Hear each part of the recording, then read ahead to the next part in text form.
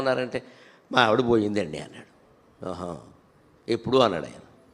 ఇది చెప్పాడు. నీ వయస్సు ఎంత? 65. ఆవిడ వయస్సు ఎంత? 60. మీకు పెళ్ళి ఎంతకాలం అయింది? ఎప్పుడో బాల్య వివాహం అండి, చిన్నప్పుడు చేశారు, 15 ఏళ్ళు. మరి 45 ఏళ్ల పాటు నీతో ఉంది కదా ఆవిడ, ఇప్పుడు వెళ్ళిపోయింది అంటున్నావు, నువ్వేమైనా ఉద్యోగం చేసావా అన్న. నేను రైల్వేలో ఉద్యోగం అండి. నీ టైమింగ్స్ ఏమిటో చెప్పమానట్ట ఆయన. పొద్దున్న 9ంటికి వెడతాను, రాత్రి 9ంటికి వస్తానట.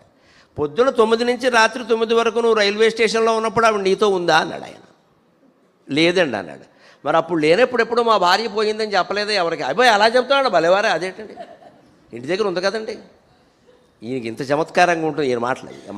మహాయోగే చమత్కారమే. అందుకే చెబుతారు అన్ని రసాల్లోకి ఏ రసం గొప్పదంటే హాస్యరసం గొప్పది. నువ్వు రైల్వే స్టేషన్లో ఎక్కడో ఉద్యోగం చేసావు, గార్డ్ అన్నావు, ఏదో వెళ్ళావు, చేసావు, 12 గంటలు డ్యూటీ చేసావు, ఆవిడ ఇంటి దగ్గర ఉంది, నీకేం తెలుసు? ఉందనే భావంతో నువ్వు బతికావా లేదా?